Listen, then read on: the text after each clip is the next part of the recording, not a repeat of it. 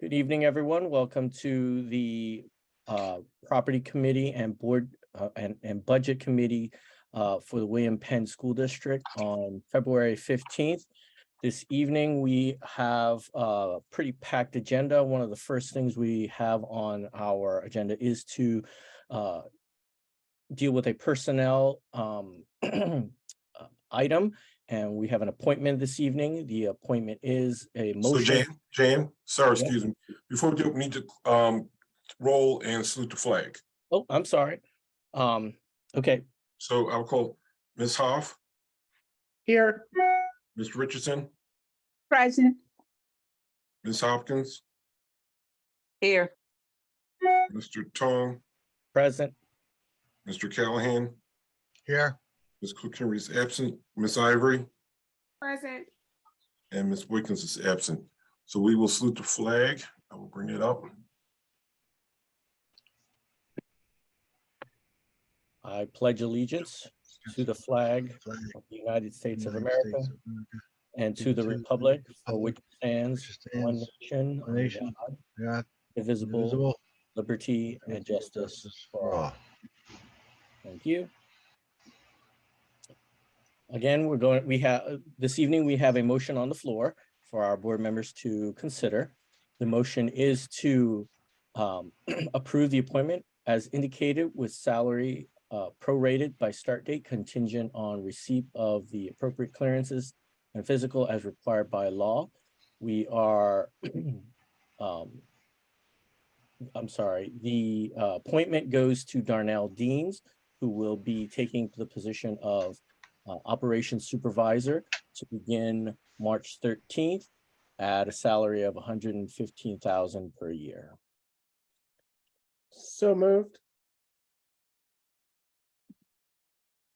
And I need a second. Second. Thank you. All those approve, say aye. Aye. Aye. All those oppose. Motion carries. Thank you. Those of you who voted.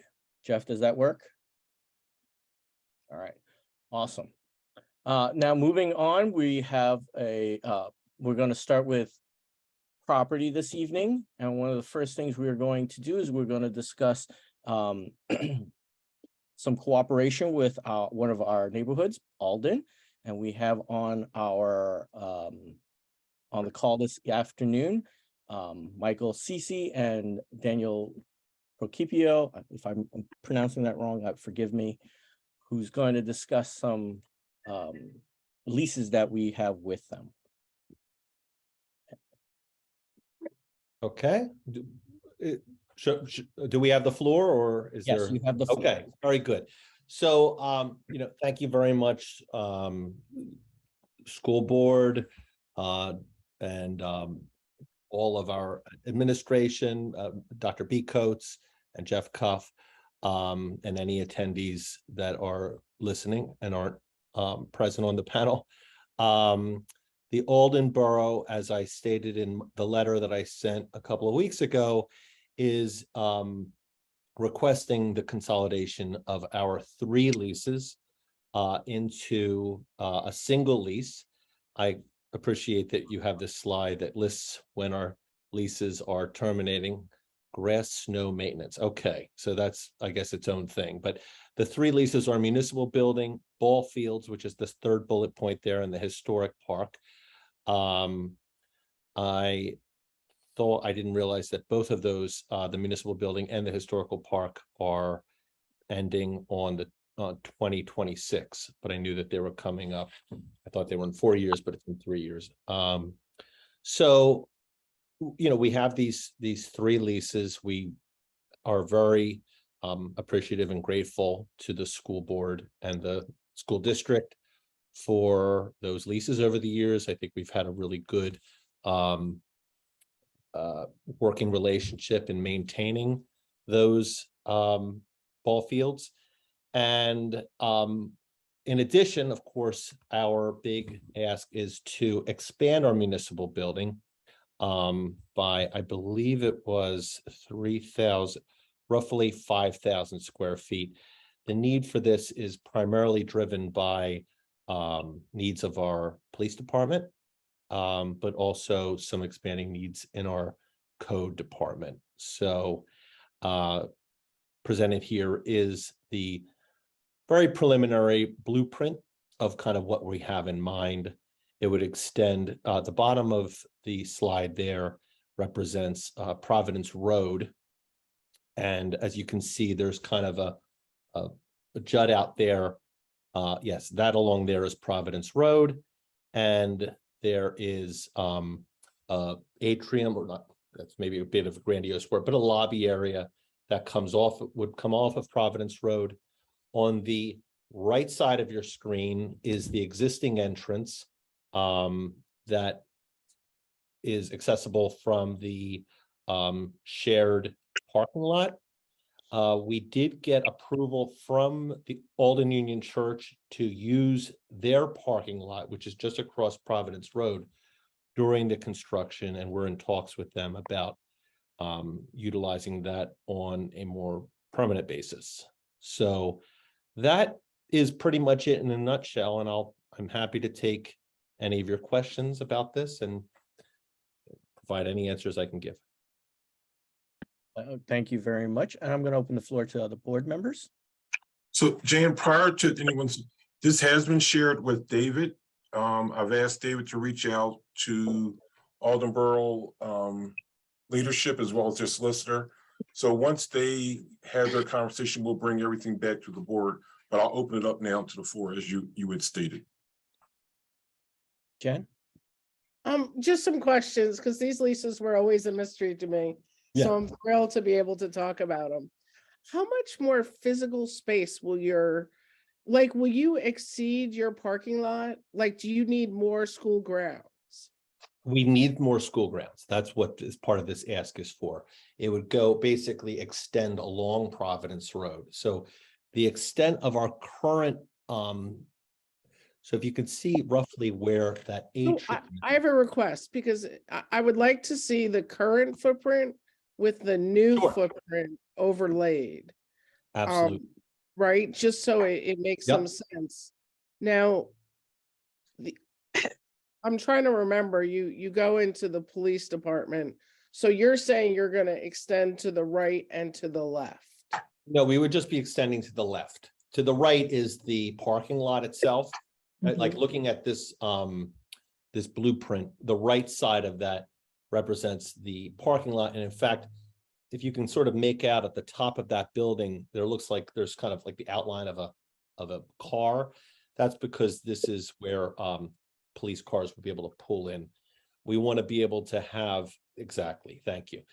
We want to be able to have a place where we can securely bring in prisoners without obviously there being any risk to the community, most particularly the students who are in the school. One what's- thing, yeah. What's gonna be between the police department, a prisoner, and the school? Walls. In other words, they would pull in, a door would close, and they would be in a confined, locked building. Okay, and there is still a playground in the front of that side of the school. Correct. So there is, I would say, so to be clear, what represents that car there? That is part of the existing building. It's currently a police chief's office. So Right. we're not really talking about expanding it towards the school as much as we're expanding it in parallel with between the street on the one side and the school on the other side. So Jennifer, I think that is a perfectly good suggestion that we provide you with that overlay so that we can give you a clear understanding on how large 5,000 square feet appears. Our hope is, I think roughly it would take, if you see that top area where it kind of shows, I think if you were, so in the upper left corner, you can see a door that goes out. Yeah, One thing that we were considering as a possible part of this design is actually a multi-purpose room that could potentially be leveraged by the school. In talking with Woodea Ivory, one thing that she made clear is that, a need for a STEM lab. That would be a very helpful addition to the school. It's not frankly part of this current design, just given the funding that we got, but we're in active talks with some of our elected officials to see if we would be qualified to get additional funding that could allow us to support such a lab. Right, so those students on that side would be staring at a wall versus staring at green space right now. Is that pretty accurate? I mean, I guess I'll have to see the overlay and I'll come out and walk it out. Definitely. So there is, like I said, it's not expanding toward the school. So it's not like they're going to be looking out at, just 25 feet out, there's a building. Right. There's probably a good 100+ feet or so. But definitely, I would welcome the chance for us to walk through it together. Great, that'd be yeah, awesome. By I'll all take- means. Yep. So the next, Jeff? thing- I have one more question. The fields, what is, if we, so we're moving fields around and doing a lot of work. Does that lease preclude us from using those fields after school? Jennifer, I don't know the exact answer to that. I don't think so. I don't think so, but I can confirm that. I'll make a note and get back to you on that. Get back to the board on that. And does that include the tennis courts also? So that's a good question. I don't think that the current lease includes the tennis courts. Jeff Cuff, obviously, correct me if I'm wrong. I believe that that's outside of it's just the fields in between the school and the tennis courts. We did get a grant, a state grant to kind of not redo the fields, but to kind of maintain the fields a little better and to add some lighting along the field. So that's an additional thing that we're going to be, working with the school through, but it's not going to expand the footprint or anything like that. As far as it's not going to be changing the fields in any way that would affect the students. It's just Right. going to enhance, make sure that as it currently is, it's the current fields are, not the most even. So it would be looking to try to fill it in and basically reseed, a lot of the fields. I'm interested to know in our current contract or the new contract, if we retain the rights to use the fields after school, and the bathrooms if we needed to. Right, because as we do construction, we could, right now, our current soccer field has 2 softball fields on it, skinned. Which may not make it appropriate for soccer with such a quick turnaround. We don't know. So I'm interested to know those things. I'm going to make note of that. Great. So let me just write that down. So we want to Yeah. know about use of the field after school hours, correct? Correct, till about 7. Just if we had a game that, went late or something like that. Jeff, do you know if we retain the right to use the fields now? We do, for as far as I know, yes, we do, Okay, but I will double check and verify. okay, thank you. That's all. Thanks very much, Mike. Looks exciting. Sure. Okay, thank you. Yeah, hello, Mike. Yeah, go ahead, Bill. Mike, so the part where you had the patrol vehicle enclosed to initiate prisoner transfer, that's obviously an improvement of your current situation, correct? That is correct. It's currently an office. So, this would be, I think it's called a Sally Port. I think that's the official name. So it would be basically using the existing walls, but obviously it would be building a hole in the front so that cars could drive in and have a safe Sally Port, a secure Sally Port. Got it. That's my only question. Thank you. Bill, I'm glad I'm not the only one with cats that are misbehaving. So that's a nice thing. Thank you, Bill. That's okay. Yeah, I My- also have a request like from our chief to construct some type of facility like that also. Okay. Any other questions? Yeah, my question, hello. Uh, My question is that since the building is in such close proximity to the school, is it my understanding to say you're not, because coming in Providence, it said you're not moving backwards, you're moving left to right? That is absolutely correct, Ms. Richardson. So that wouldn't have any effect on the playground there as it exists now? It would definitely take some of the land going left to right. But I don't think it would affect any of the existing playground equipment. Or I think there's an asphalt area there. It wouldn't extend that far. I think if I'm not mistaken, it goes to about parallel with the first door. There's a side entrance, and I believe it's that first door that would be. I'll need to confirm that. But that is, it would, you are correct that it is basically extending in length in parallel with Providence Road. Mr. Michael, this is Joy. I'm just trying to still also get an idea. So is that where so are you going to be extending where the tree is and the old trolley station? Okay, so I want the tree to remain because it's a beautiful old tree. Mhm. I believe the tree would be located. You see this one lobby area that extends from the building towards Providence Road. I Mhm. believe looking at this from the top as we are here, it would be to the Mhm. right of that. Okay. And if this wouldn't, I mean, this is not extending the full block. So the old trolley building is there and intact. And in fact, we use that as our historic museum. Right. So I just wanted to make sure y'all wasn't touching No, that, no. nor the tree. Okay. I've specifically stated to them that I want to keep that tree. So that's the plan. Okay.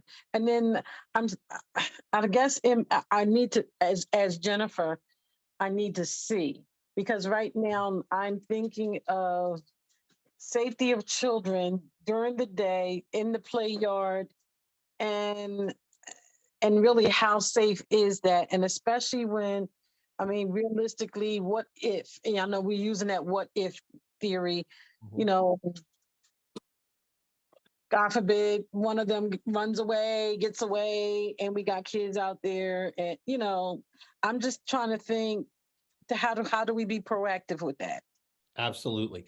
I think the most appropriate thing for us to do would be to set up a time for any and all board members to come out with me and our borough manager, and we can try to, walk through the full scope and answer any immediate questions that you have when you're there. So I bet it's perfectly 100% a reasonable question to ask about, safety of the school children with their proximity to the police department. So that is definitely something that we will be happy to give you all any assurance that you need in showing kind of what the specifications of the building will be to ensure no possibility of any kind of escape. And board members, we will work with Michael in terms of trying to make up a schedule or identify a day and time or two options so that we can facilitate the review of this item in person. Actually on the site. So, Michael, I see in the diagram there, what looks to be, I'm assuming, is an emergency exit in that Sally Port. Correct. How do we keep that secure so that, as everyone has shared, children are right on the other side of that wall. Mhm. How do we prevent a potential escapee from the Sally Port through that emergency exit? I know that there should be one there because, the building cannot be totally locked off, but how do we prevent folks from getting out of there expectedly? So I won't be able to answer that question here to any satisfactory degree, but I would imagine that the answer would be that there would be an electronic lock that is only accessible, that doesn't allow, that's a good question, because you would think, there's some kind of a crash bar on the inside. So I'll Mr. Tong, I will find out. I will, this, getting back to this particular blueprint, it is preliminary, so things could potentially change. And, as far as getting down to the nitty gritty of, the details like that, I mean, while it's absolutely something that we're going to need to get the answers to at some point, we may not have them, just yet, but definitely I have it written down as a question to get an answer on. Thank you, sir. You're welcome. Any other questions for our guests? I don't have, it's not really, well, I guess it is a question. Can you also just maybe share what type of timeline you're on so that we will know what things we need to get out and to support your project? Yes, Dr. B. Coates, as I understand, so we received RCAP, or I think it's now called RACP, state funding for this, of $1 million, and it's matching. And I believe that the timeline for that is 2 years. I don't know if Dan Procopio is able to come off of mute. He's on this call, but it's either 2 or 3 years. So I will add that to the list as well to give you specifics on the timeline. All right. Thank you. Jeff, can you take Dan off of mute?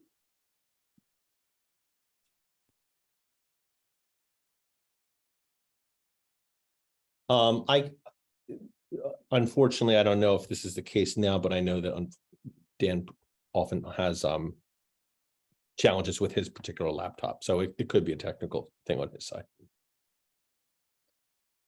All right. Thank Well, you, we- sir. And the lease and we're looking to extend your lease for 40 years. Is that correct? Correct. Finding all of those three into one lease that would be for 40 years. That is the request. Correct. And when would we engage in that? Would that be as the first lease comes to date we start, or do you want to start at some point prior? No, it would be prior. We want to have, obviously for us to proceed with this plan, we're going to need to have our solicitors be talking and kind of have this. And I think it would be appropriate for us to start the lease sooner, a consolidated lease that would, so I'm not a lawyer, so I don't know how that works when you already have existing leases, but I imagine there's a way of saying that this new lease is going to replace old leases and stuff like that. Okay. Any other questions from any other board members? Do we have any questions from attendees?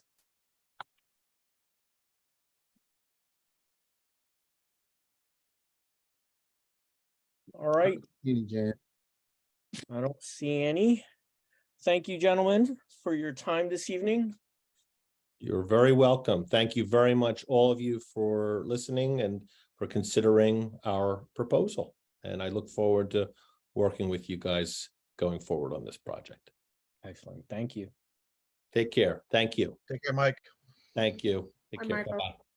See you, Wadia. Bye-bye. All right, folks.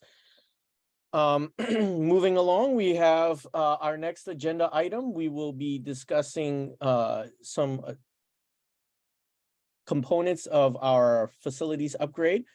So we had requested some modifications to the casework at Evans. We have Mike on the line, I believe, and I'm going to give you the floor to share what you have brought us today. Yes, good evening, everyone.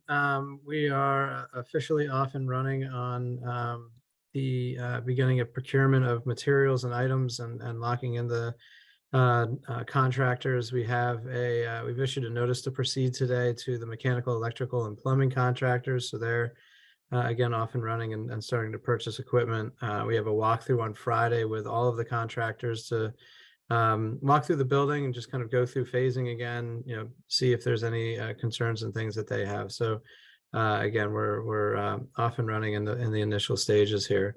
As we met last time, there was a request to reduce some of the casework that was being considered at Evans. Along the corridor walls in the Evans classrooms, there's some existing casework that's in pretty old shape.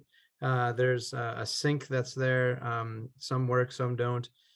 So as part of the project, we had asked the contractors to give us a quote for replacing all that and adding some cabinets up high as well on the wall. It was decided, hey, take those off the wall, and then we're fine with just the base cabinets. So there was an alternate in the bids that the board did not accept last time. So we're not having any casework, but the request to us was to go back and say, hey, can you get them to bring that price down, get them to reduce the amount of casework that we're considering there, and then we would consider that. So that was achieved. The new quote for that, as noted there in option, or in the next line down, on the third line down, is $99,500, down from $142,000. The good news there is that this is all things that can be actually installed this summer. We weren't sure that we were going to be able to get that casework this summer, but the contractor has told us that we can, which would be great, which means when they move back in after this summer, the new casework will already be installed and the sinks will be working. And so it's an improvement for the project that we're getting, quite possibly a full year before we thought we might. So it's been a good relationship with the contractor so far and the casework manufacturer. And with your approval, they will move ahead with the purchase of all of that at that now reduced rate. Perfect, Jeff. Thank you. So you can see the picture on the left. We had high cabinets again on the walls. Now it's all just low cabinets. So the tack board and that wall surface that's there now will all remain. We're just getting all new casework down low, a solid surface top, as well as the ADA compliant sink in the classrooms that do have sinks. Thank you, Mike. Any comments or questions for Mike, board members?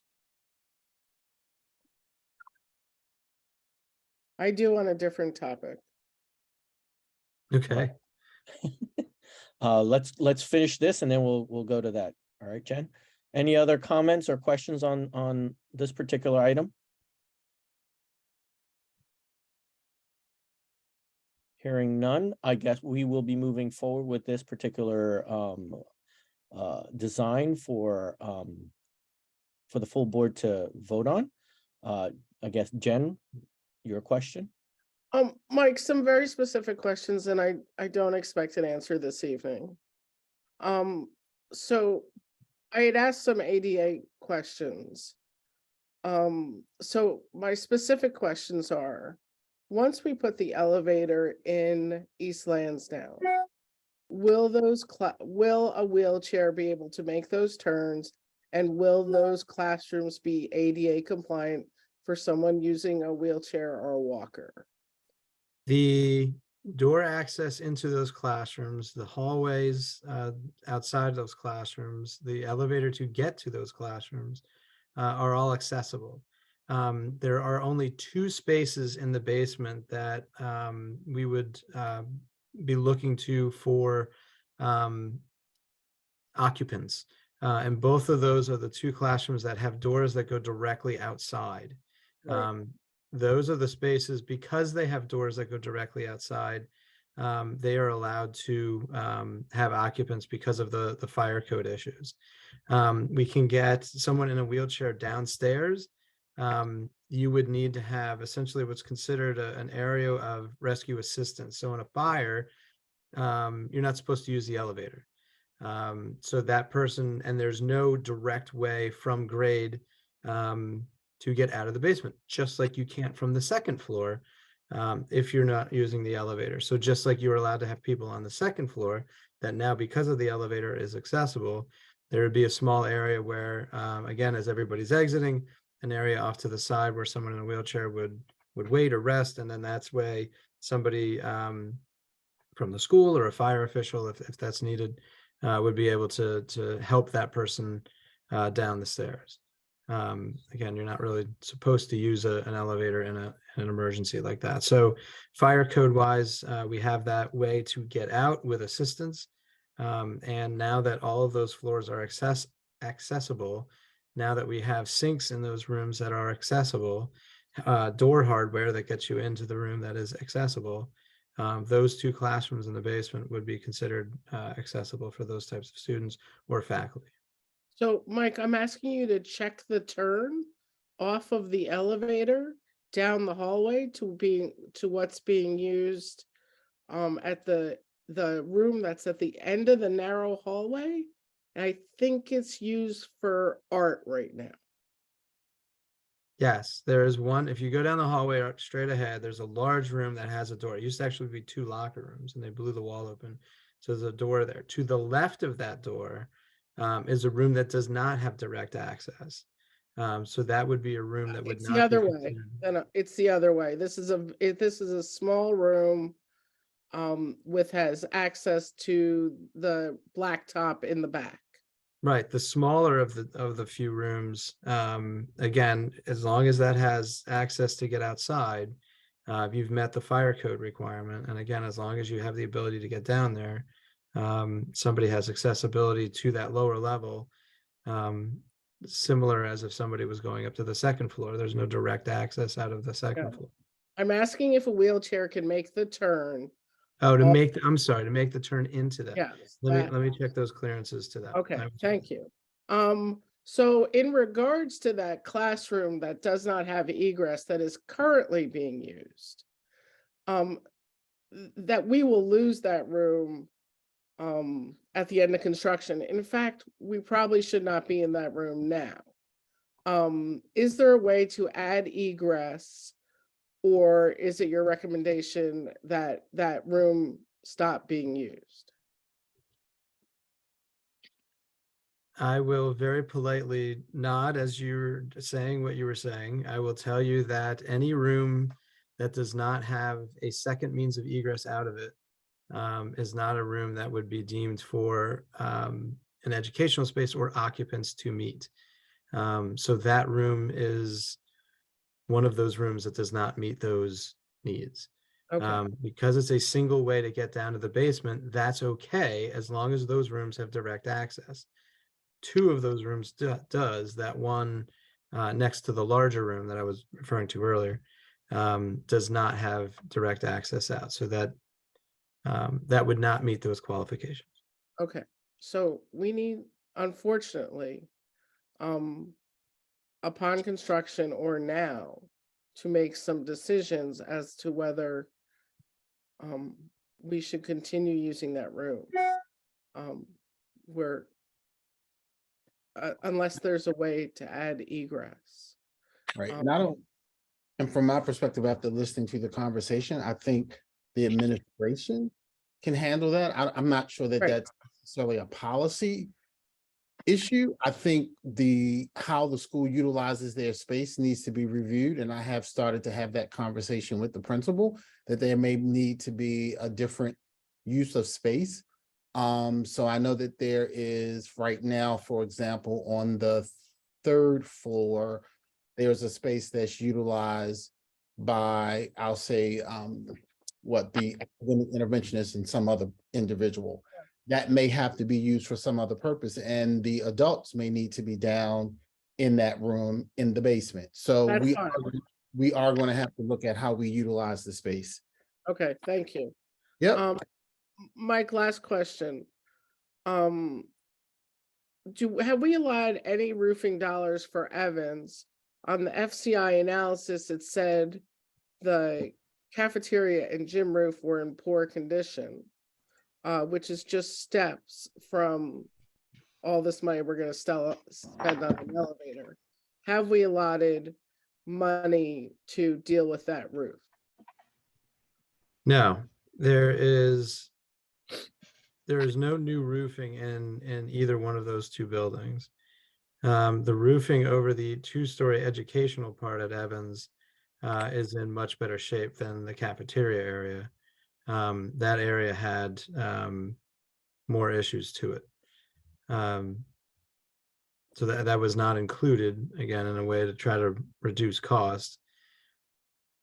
We could look at asking contractors for that as an ad, or is that something that could certainly be done at a later date by the school? But there is no scope in there for the roof. And again, it was just over the cafeteria, the multi-purpose space and kitchen at Evans.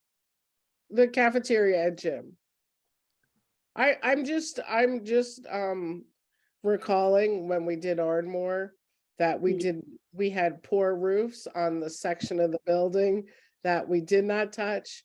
We did not allot money for it. Unfortunately, brand new building, we move in, it rains and we have water, and we were forced to deal with it then.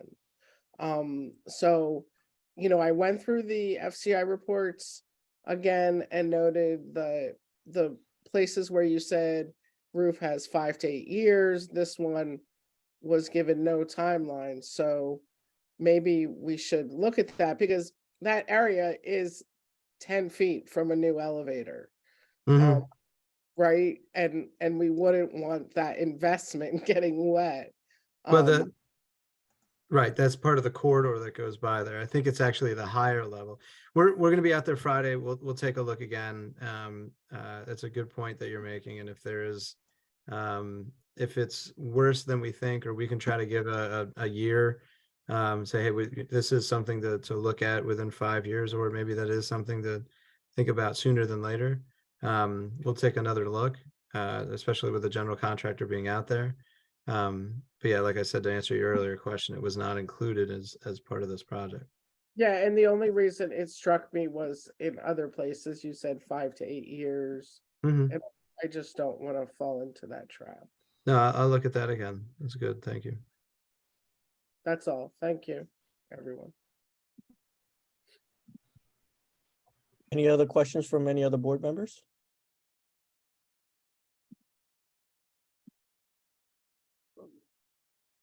All right, not seeing any. I'm gonna turn the floor over to Jen. Thank you, Mike.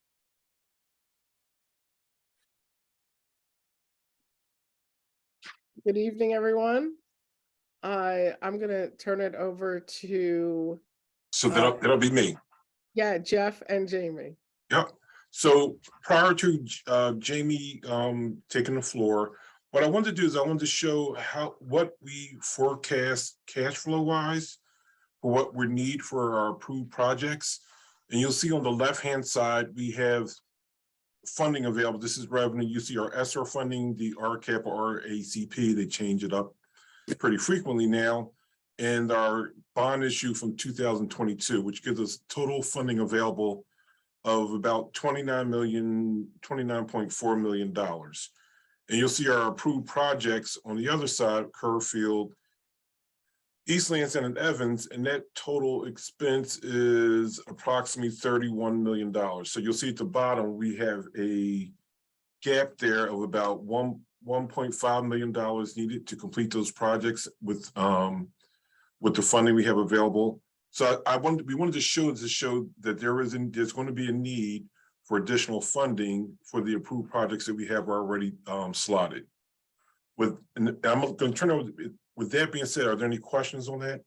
No, can you put the, I'm sorry, I'm just looking in the chat. Is this document in the chat? This I believe the presentation was provided. If not, we can add the presentation in there. Right, Yes, because because I'm reviewing it now. I'm sorry, I didn't mean to interrupt, but I'm reviewing it now and it's in there.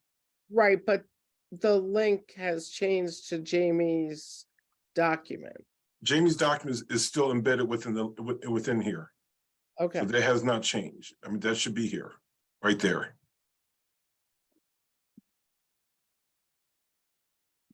So what I'll do, so if not, I'll stop here and let Jamie drive and bring up her presentation. Is that okay? Yep. Okay. Okay, Jamie, you can jump in and I figure you want to share your own page. Sure. I don't have screen sharing rights at the moment. If you could just give me, that access, I would be happy to. Okay. Mary, can you? It's set for hosts and panelists. I put multiple participants. in There we case go. It just changed. Okay. Thank you. Perfect. Thank you. Tell me when you can see my screen. We can see your screen. Perfect. Well, good evening, everyone. It's a pleasure to be here with you virtually this evening.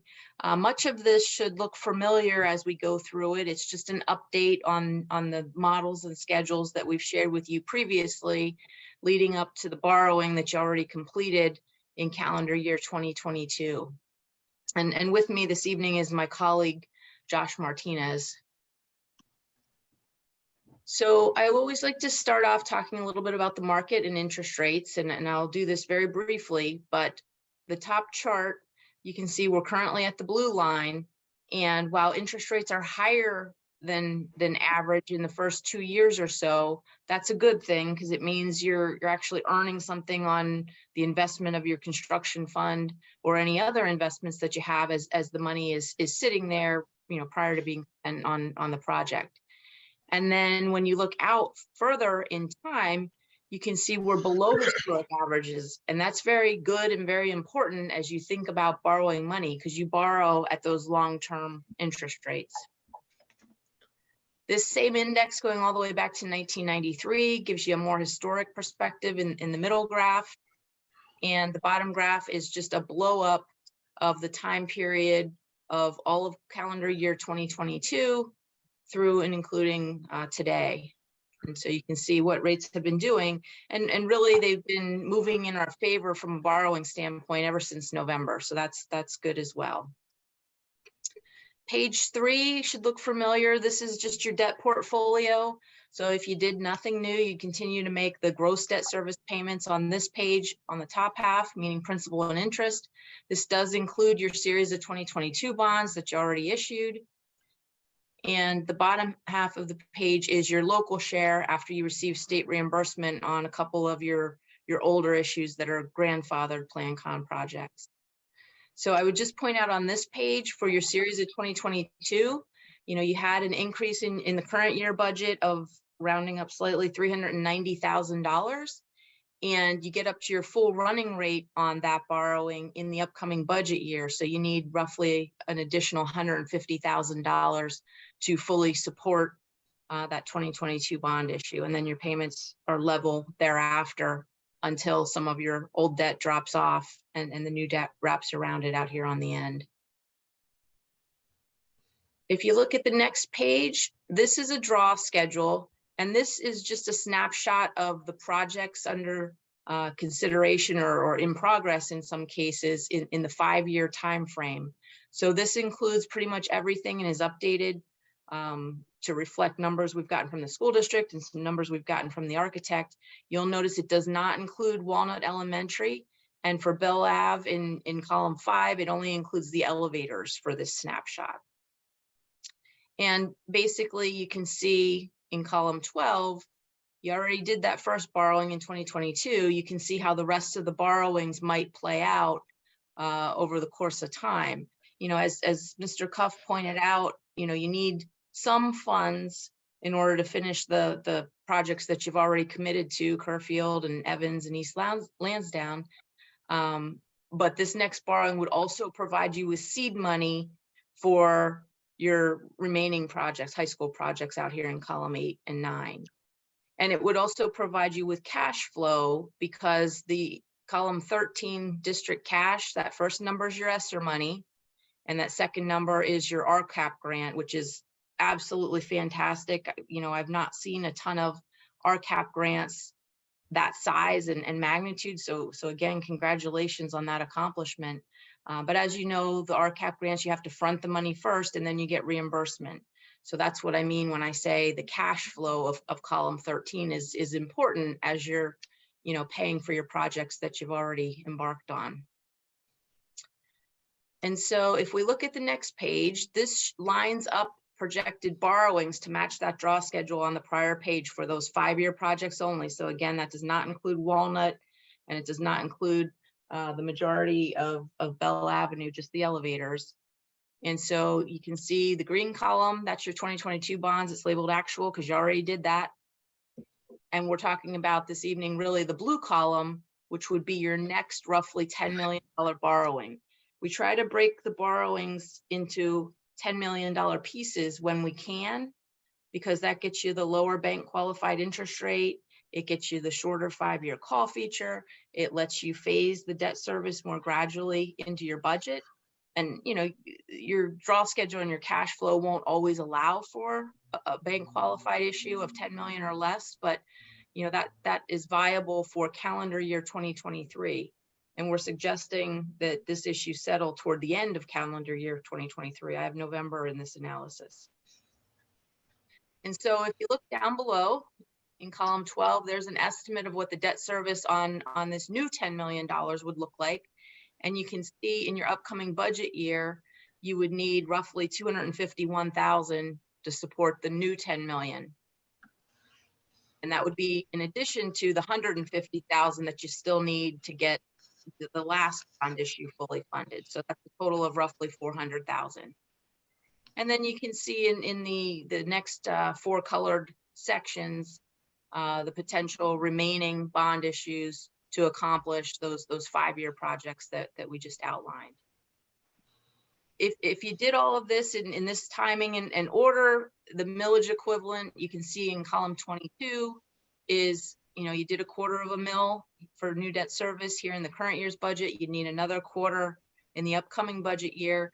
And then as you look out column 22, you can see there'd be some pretty difficult years where you'd need over $1 mil just for debt service. This doesn't include anything in your regular operating budget that you would have needs for.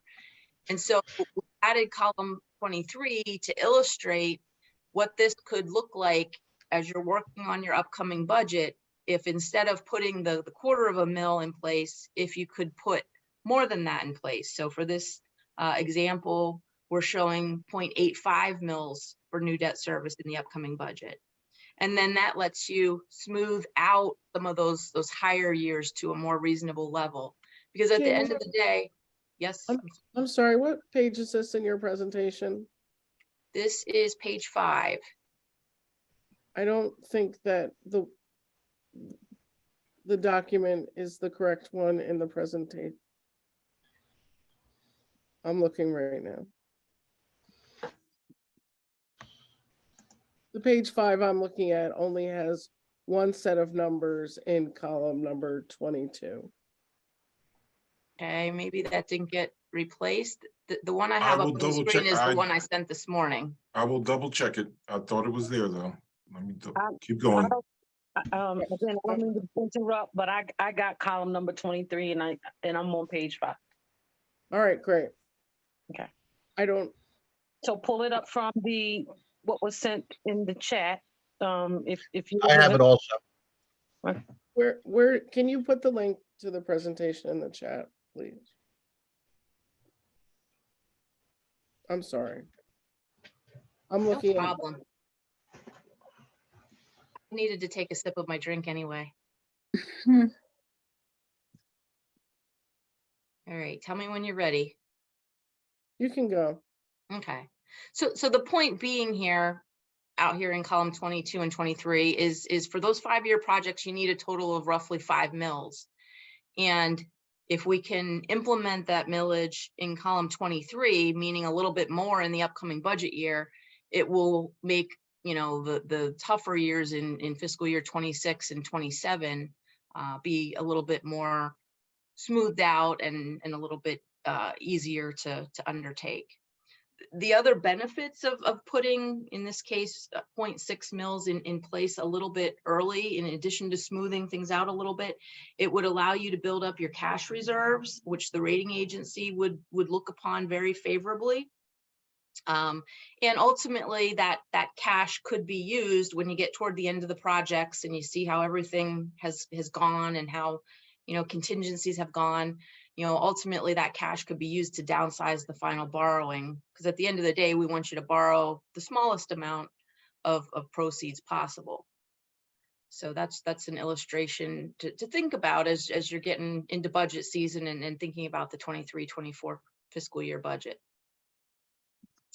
If you look at the next page, this will look similar. So this is the longer draw schedule, which does include the Walnut Elementary project in column 5 and the full Bell Avenue project in column 6. So now you can see the bond issue sizing changes a little bit in column 13 to cover those additional cash flows. You see your district cash stays the same in column 14. And what happens when we do all the borrowings to match that draw schedule is now in column 28, you need about 6.38 mils instead of the 5 mils that we just looked at previously. And same idea in column 29 with the smoothing. If you can get more mills in place in your upcoming budget, it will help you in those out years to be smoothed down at a lower millage need for the projects, and leave you more flexibility to deal with other things in your regular operating budget. The next page just shows us a sample timeline. We're having this discussion this evening. You're going to be going into budgeting season. We would be back to talk to you and give you an update in June and seek authorization to proceed with the $10 million series of 2023. And then we'd be back at your September voting meeting with the parameters resolution. That would allow us to lock interest rates in with a pricing in October and reach that November settlement date that I showed in the illustrations we just looked at. So that's the timing that we had in mind. And then I won't belabor the last page. This is just a list of the strategies we used, the combination of some of these to put together the plans we just went over. And I would just point out that your 23-24 allowable index increase is about 1.76 mils, to give you some context as you're looking at the millage equivalents in these scenarios and thinking about how much of your allowable index increase that would use for debt service. So I will pause there and entertain any questions that you have at this time.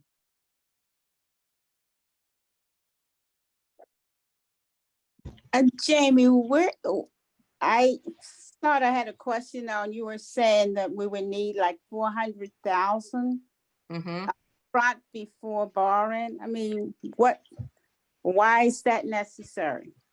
So in your upcoming budget, and I'm looking at page, What page? give me a second, where's my page number? 7, page 7.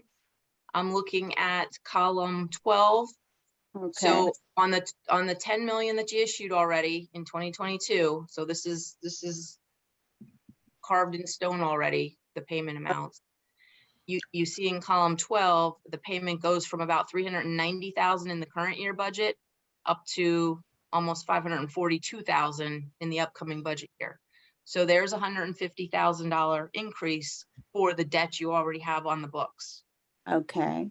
Then if in the blue column, we come back and do the second 10 million to settle in November of this year, you can see in the upcoming budget year, you would need an additional 251,000 roughly to support that second $10 million issue.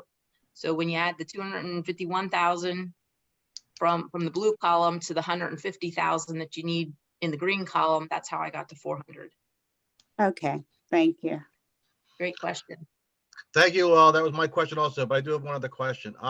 So going forward in the future, borrowing and issuing bonds, obviously rates are stabilizing, but obviously they're higher than they were when we initiated this.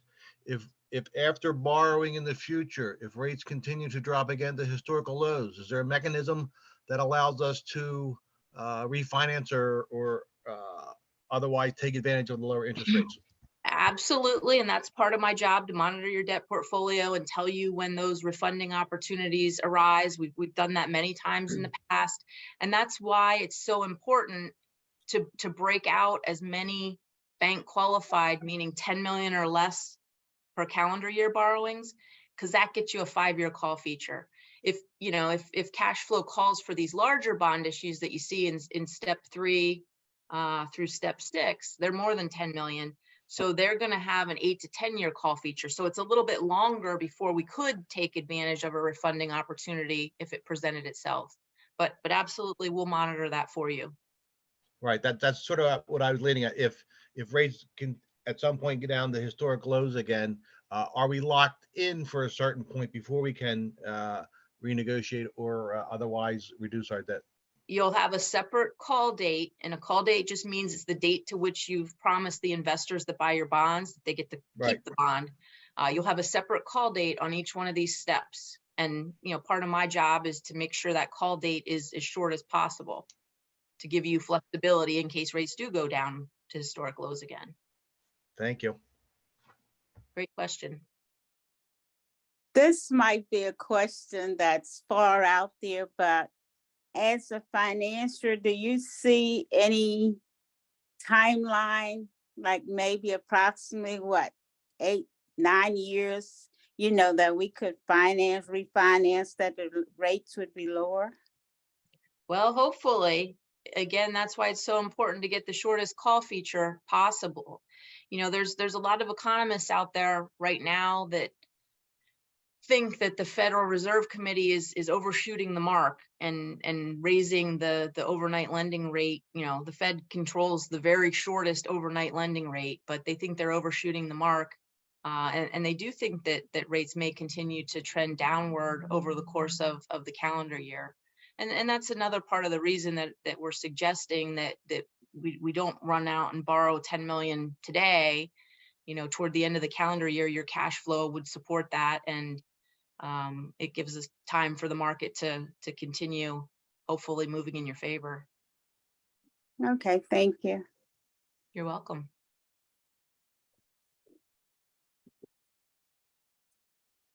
I guess for layman's terms, the other point that you're emphasizing in terms of millage is by incrementally raising the millage in the lean years, we're preempting any staggering increase in the future. Yes.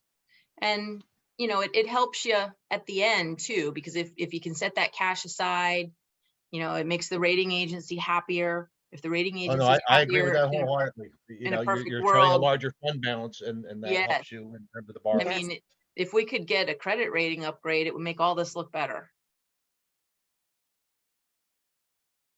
And so Jamie, and I know you may not know this answer, how much would we need to upgrade? What would we need to do besides having a better fund balance? How much of a fund balance would upgrade our rating?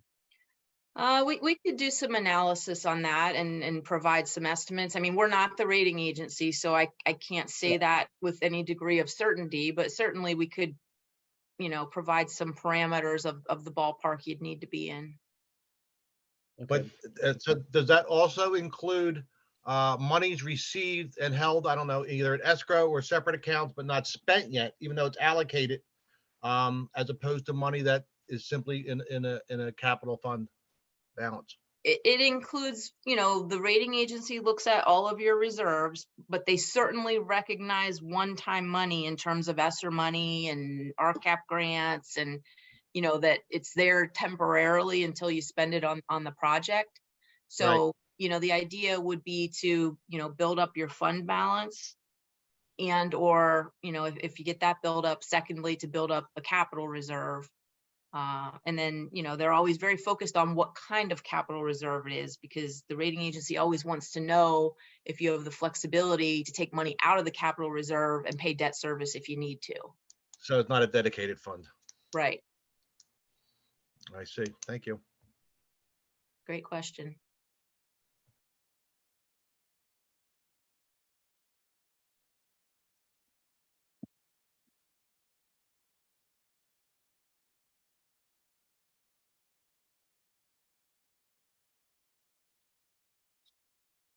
Any questions? I'm sorry, does anyone have any questions for Jamie or Jeff? I have nothing further. Ms. Hopkins, Ms. Wadia? Not at this time. Thank you. Jeff, if we could,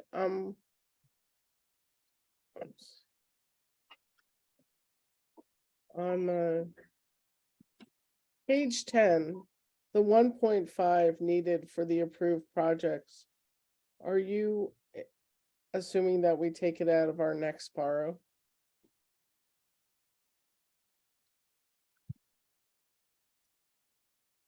I would think that, so there, as we stated before, there's going to be a cash flow issue. Because we said, as Jamie had stated, RCAP money, you get that after you spend it, so we have to pay it, then get reimbursed for it. So the answer to that question would be yes, you're going to need some type of money flow to pay the bills as we progress through, particularly next year in the projects that we approved. Right, but I'm talking about the negative number on page 10. Correct. So, right, because right Is now, that yes, the include answer to your RCAP? question is yes.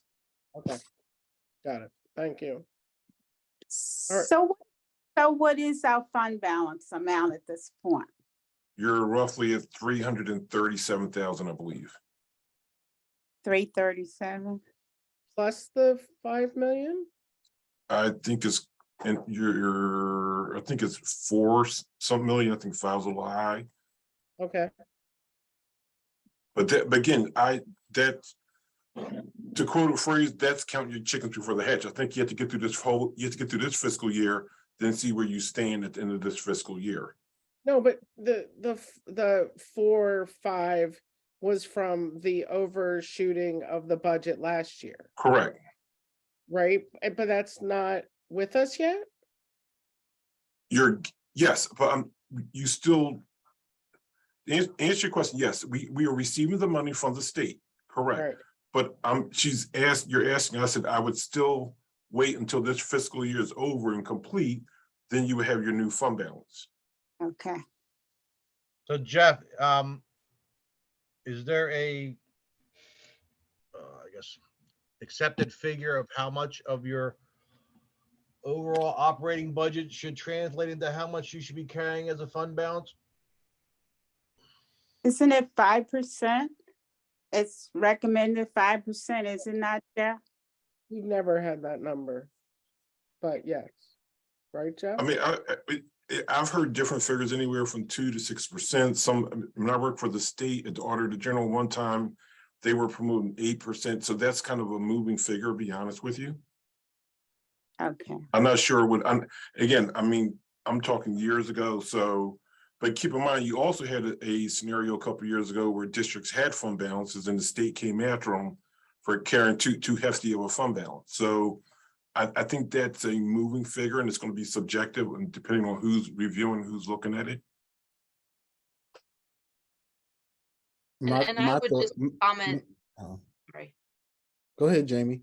I would just comment that districts that are undertaking large capital improvement plans like this one, typically have a larger fund balance.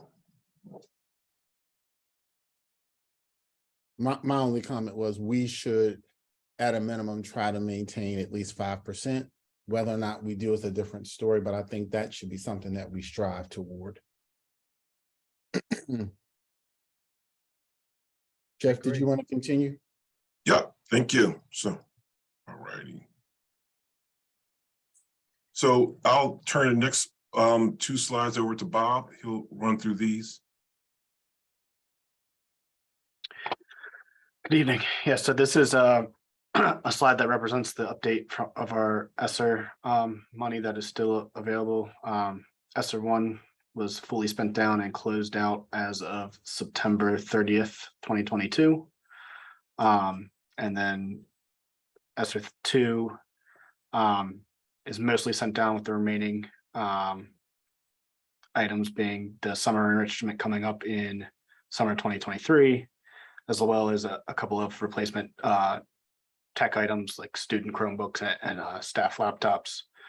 And then, as you know, the majority of ESSER 3 is going to be used for the HVAC projects. And then the state has broken out 7% of ESSER 3 dedicated to after school, summer school, and learning loss programs. So those have all been allocated as well.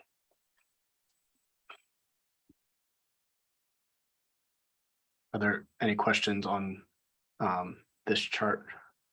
So I just have one. So in ESSER 2, The remaining $5,700,000 and change is allocated for summer enrichment and tech equipment. Is that correct? Apologies, that number should be more like 1 million. So it's not 5,724,000. Correct, because 6 million was already expended out of the 6.8 All out of right, the sorry. 7.8. So I should subtract the expenses from the top of the grant amount, and that would be what is allocated left. Correct. All right, thank you. That answers a big question. Thank you.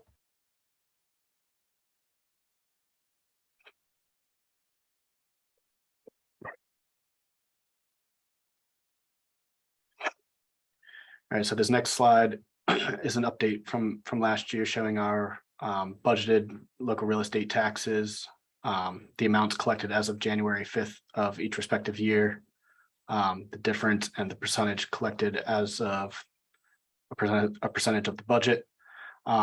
This year, we were at about 95.7% as of January 15th. Last year, we had more of a 98.7% collection. By the end of this month, we will lien any outstanding balances with the county by the 28th.